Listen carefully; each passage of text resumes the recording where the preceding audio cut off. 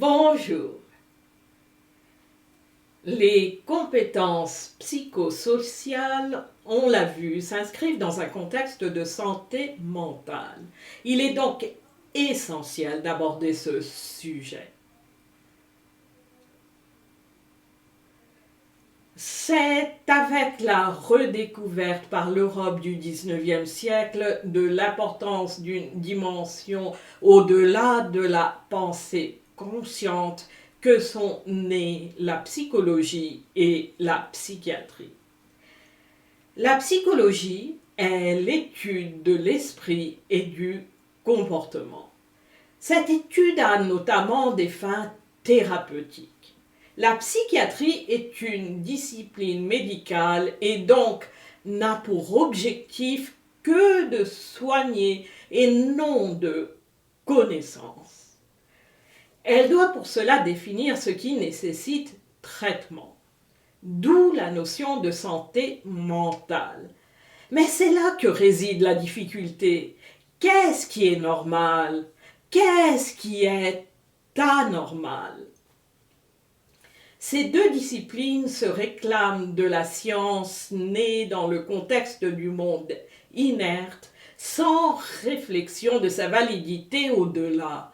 Et donc, pour elles, seul le comportement, l'apparence peuvent apporter une réponse, comme d'ailleurs l'implique la définition de la psychologie. En effet, la science procède par l'observation externe. Qui plus est, confinée dans des laboratoires, elle suppose qu'isoler un phénomène de son environnement naturel en permettant le contrôle de certains paramètres aboutit à la découverte de ses causes. Ainsi, la psychiatrie qui a émergé dans les hôpitaux s'appuie sur l'observation du comportement de supposés patients coupés du contexte naturel de leur vie. Et dans une science qui s'était crue objective, une erreur toujours présente en médecine, qui dit observation dit mesure. Et donc, les causes de ce que la psychiatrie considère maladie et non souffrance ne peuvent qu'être de nature biologique, comme le reste de la médecine moderne, et non relever du monde intérieur. Étant mental, c'est-à-dire concernant l'esprit, ces causes doivent résider dans le cerveau. Celles-ci avaient initialement été crues structurelles, mais n'en ayant trouvé, elles sont désormais dites être chimiques. Or, il y a là une erreur logique. Il est certain que notre chimie fluctue à chaque instant selon notre humeur, notre condition physique et notre environnement.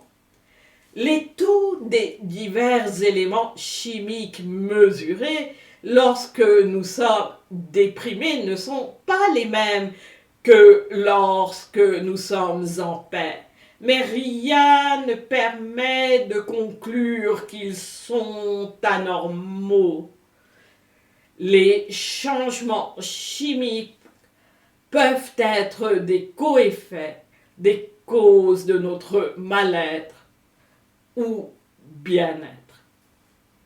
Citons le psychiatre William Glasser. La maladie mentale n'a ni de base physique ni chimique identifiable dans le cerveau. Et pourtant, non seulement est-elle crue neurologique, mais héréditaire. C'est Jean-Martin Charcot qui a émis cette thèse dans le cadre de l'hystérie dans les années 1870-80. Elle a rapidement été élargie par Émile Kraepelin. C'est avec lui qu'est née véritablement la psychiatrie au début du XXe siècle, fondée sur la supposition que la maladie mentale est un trouble neurologique héréditaire.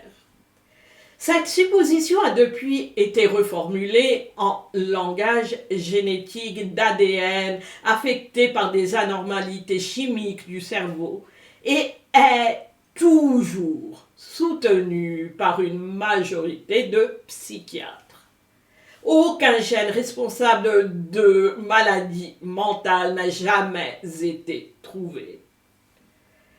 Donc, on conclut à l'existence d'une maladie mentale fondée sur l'observation du comportement qui est nécessairement influencée par l'observateur, en particulier un médecin dont l'autorité impose. Mais surtout, il faut des critères pour qualifier un comportement de pathologique. Ces critères ne peuvent qu'être subjectifs. Par définition, est anormal ce qui est non conforme au modèle courant et inquiétant pour cette raison. Comme l'implique cette définition, le comportement jugé différent inquiète. Mais comme sa définition varie selon les époques, ce qui est considéré maladie mentale peut changer. L'hystérie ne l'est plus alors que l'hyperactivité qui ne l'était pas avant l'est aujourd'hui. Tout comportement devient susceptible d'être signe de maladie selon ce qu'on considère normal. La question de la normalité ne peut pas être séparée du cadre social dans lequel elle est définie. La psychiatrie a émergé alors que se mettait en place le capitalisme. Dans ce cadre, sous des faux semblants scientifiques, la psychiatrie continue ce qui existait déjà avant. Juger fou celui dont le comportement dérange, car il ne se conforme pas à ces normes sociétales, plus précisément comme l'écrit Erich Fromm, celui qui est resté un être humain et non devenu un objet, celui qui souffre d'être un homme sensé dans une société aliénée et par extension la dissidence politique. Pour le capitalisme, améliorer les conditions de vie n'est pas une priorité. Au contraire, elles ne peuvent que se dégrader. Or, si le mal-être est biologique et héréditaire, ces conditions n'entrent pas en ligne de compte. Et donc, la psychiatrie justifie cette conséquence inévitable d'une perspective de profit. Or, plus elle se dégrade et plus l'homme est réduit à un outil pour le profit, plus la souffrance augmente. La souffrance en tant que telle n'a pas de valeur tant qu'elle permet de fonctionner. La souffrance du conformisme dans un tel contexte est occultée. Le fait que des millions de personnes se comportent selon la norme ne signifie pas pour autant qu'elles soient saines d'esprit. En effet, les victimes vraiment sans espoir se trouvent parmi ceux qui semblent les plus normaux à cause de la perfection de leur adaptation à une société profondément anormale. Mais dès que sa souffrance provoque un comportement perçu comme anormal, mais qui en réalité est signe d'espoir, il est jugé mentalement malade. C'est de plus en plus le cas des enfants. Seront jugés malades par l'évaluation scolaire des compétences psychosocial, ceux qui ne réussissent pas à s'adapter à des conditions allant à l'encontre de tout épanouissement social et émotionnel. Fermeture de colonies de vacances, de centres aérés, enfermement dans un monde virtuel omniprésent, enfermement tout court comme en 2020 et 2021. Depuis janvier 2026, les cas qui auraient été omis sont signalés aux autorités par des camarades formés pour cela. Un conseiller dédié à la santé mentale sera nommé dans chaque département, ainsi que de 2 référents dans tous les établissements qui devront se doter d'un protocole pour repérer et accompagner les élèves en difficulté. Une fois jugé souffrant d'une maladie dont les causes sont dites être chimiques, il recevra un traitement médicamenteux afin d'impacter l'activité chimique. Or, cette activité pourrait être la manière dont le corps et donc l'esprit s'auto-régulent pour rester en harmonie avec notre milieu extérieur et intérieur. Et donc, le traitement risque d'engendrer ou d'empirer un dysfonctionnement du système nerveux. Cette conclusion semble soutenue par une grande étude réalisée par l'Organisation mondiale de la santé dans les années 70 dans 10 pays où les mêmes critères ont été appliqués pour diagnostiquer la schizophrénie.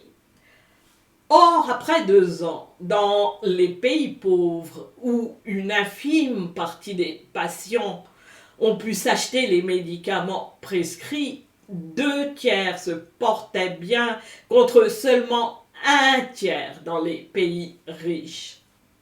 Ce qui remet aussi en question la cause chimique comme cause de maladie mentale.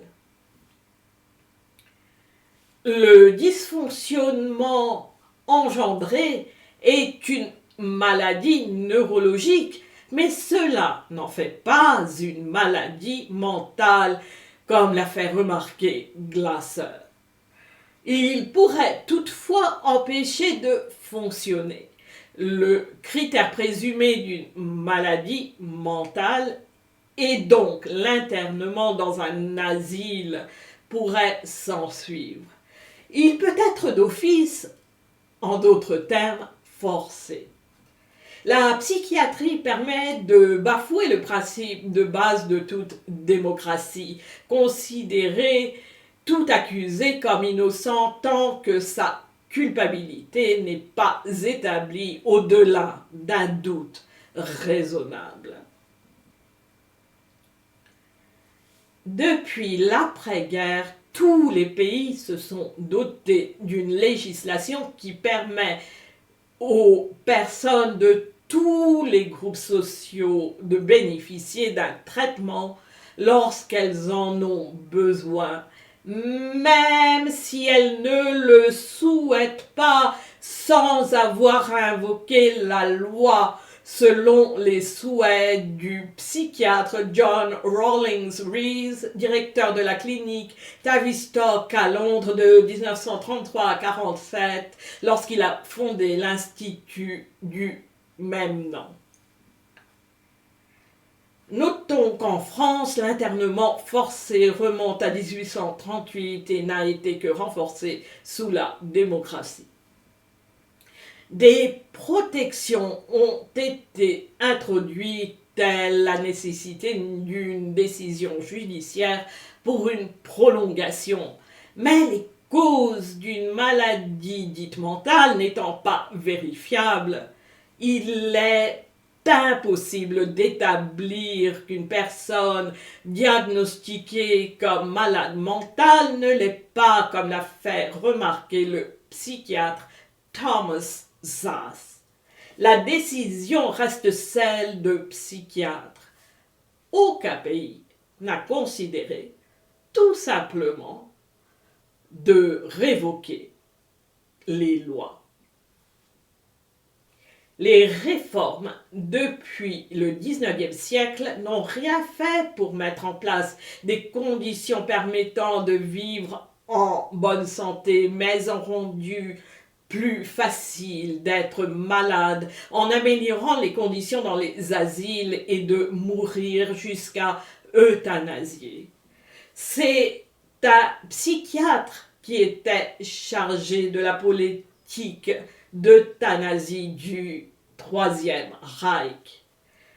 L'euthanasie pour cause de souffrance mentale fait son retour dans certains pays européens, dont l'Allemagne depuis 2019, cette fois sous l'alibi d'humanisme et de liberté individuelle.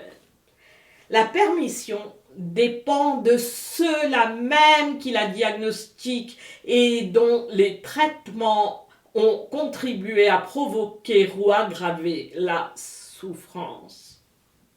Il ne s'agit là que d'eugénisme qui ne dit pas son nom. Depuis ses débuts, la psychiatrie est empreinte d'eugénisme et a été légitimée et promue par les intérêts financiers et politiques qu'elle sert. Justement parce que, tout en étant infondée, elle se réclame de la science. On en parlera dans la prochaine vidéo. Merci.